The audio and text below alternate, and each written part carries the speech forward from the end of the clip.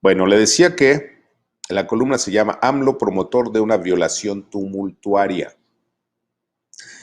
La violación tumultuaria a la que hacemos referencia es la violación contra la Constitución, una violación tumultuaria de los tres poderes de la Unión contra la Carta Magna.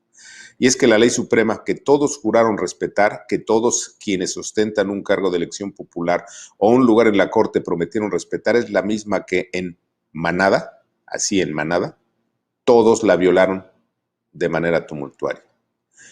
Y no solo quedará en la historia la violación tumultuaria de la Constitución del jueves 15 de abril del 2021, sino como la muerte de la democracia, como el día en que los poderes ejecutivo, legislativo y judicial conspiraron contra la Constitución política de los Estados Unidos mexicanos. Es la Carta Magna que todos juran respetar, pero que todos han violado. Y contra los que aún lo dudan, lo cierto es que los responsables de esa violación tumultuaria de la Constitución sí tienen nombre y apellido. Y son los jefes de los poderes ejecutivo, legislativo y judicial, los mismos que prometieron respetar y hacer respetar la Constitución y sus leyes. Aquí aparece la primera pregunta: ¿por qué nadie se atreve a hacer nada contra los responsables de esa violación tumultuaria de la Carta Magna? La respuesta es elemental: porque todos tienen miedo, porque todos saben que el presidente López Obrador, que el ministro de la Corte Arturo Saldívar y que el senador Ricardo Monreal son los principales violadores de la Constitución. Y a pesar de que los tres se prestaron a la mayor violación del máximo órgano legal de México, postulados que juraron respetar y hacer respetar, lo cierto es que los tres se prestaron a esa violación. ¿Y por qué son responsables de la mayor violación tumultuaria de la reglamentación fundamental de la democracia mexicana? Las respuestas las conocen todos. 1.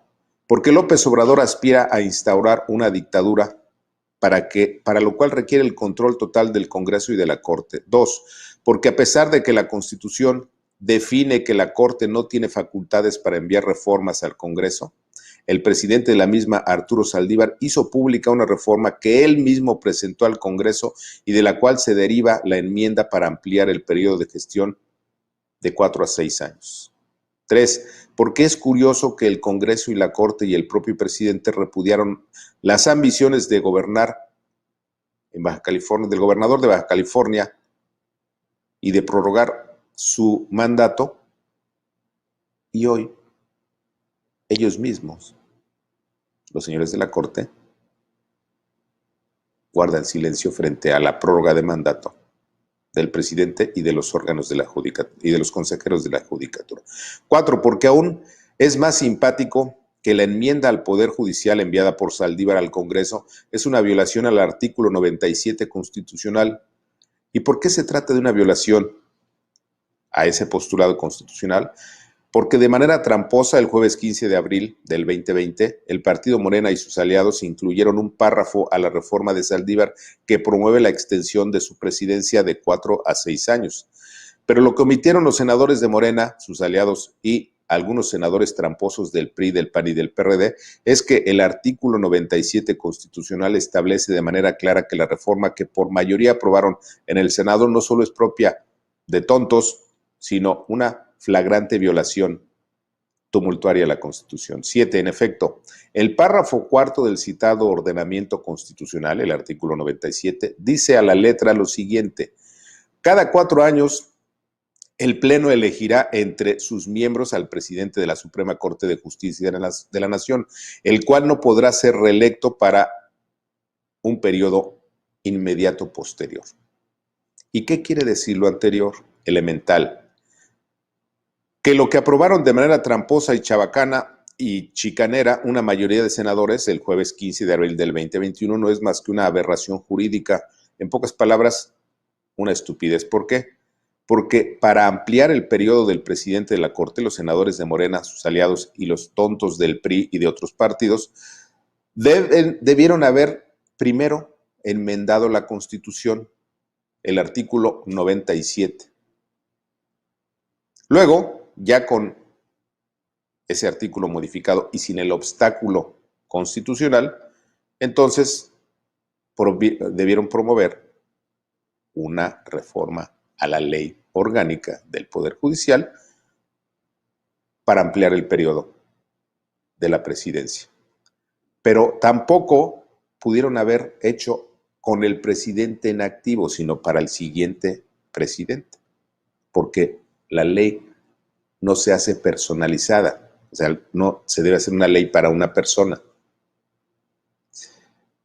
Y entonces obliga otra vez preguntar por qué se les pasó ese pequeño detalle a doctores en derecho como Ricardo Monreal, o por qué se les pasó ese detalle a senadores del PRI, del PAN y del PRD, en donde también hay doctores en derecho. La respuesta es básica, porque la ambición de poder los volvió locos, ciegos e idiotas. Por ejemplo, el presidente de la Corte, Arturo Saldívar, olvidó que la Constitución no lo faculta para presentar iniciativas de reforma al Congreso, pero Saldívar y sus responsables de comunicación social difundieron el boletín el día en que presentó su iniciativa, en la que le dan la autoría al propio presidente de la Corte. En el texto sigue una larga presentación de documentos oficiales que confirman que el presidente de la Corte asumió facultades legislativas que no le corresponden. Y al final decimos que el golpe de Estado contra la Corte fue diseñado por el presidente López Obrador. Y la pregunta es, ¿de verdad López Obrador, el presidente de la Corte y el presidente del Senado, Ricardo Monreal, creen que la historia los va a colocar como héroes? Esta película de terror, esta noche de terror que estamos viviendo va a acabar en cualquier momento, tarde o temprano. Señor López Obrador, ¿usted cree que la historia lo va a colocar en el frontispicio del Congreso en letras doradas? Señor Saldívar, ¿usted cree que su nombre va a quedar en letras doradas en el frontispicio del Congreso por su buen desempeño? Señor Monreal, ¿de veras cree usted que la historia lo va a colocar como un héroe? ¿No entienden que están siendo parte de la destrucción de la democracia mexicana? ¿Por qué no revisan lo que pasó con Hitler, lo que pasó con Stalin, lo que pasó con Mussolini, lo que pasó con todos los dictadores, los destructores de las democracias? Todos terminaron en el basurero de la historia. Todos terminaron repudiados por sus pueblos. Señor López Obrador, usted va a terminar repudiado por el pueblo. Señor Saldívar, usted va a terminar repudiado por el pueblo. Señor Monreal, va a terminar usted repudiado por el pueblo. ¿No lo entienden? ¿O será que no tienen madre? Digo, vámonos a los comentarios.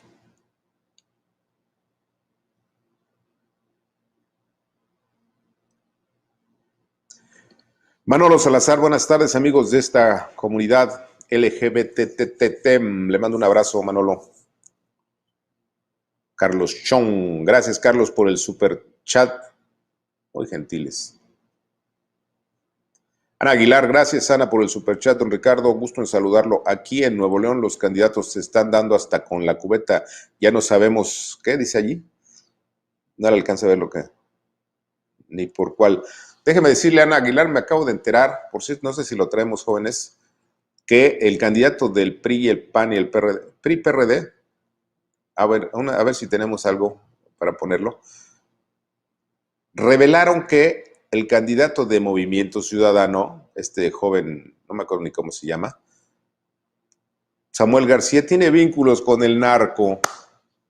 No más faltaba. Es una chulada. Hay un video en donde el papá de él estaba con uno de los narcos grandotes.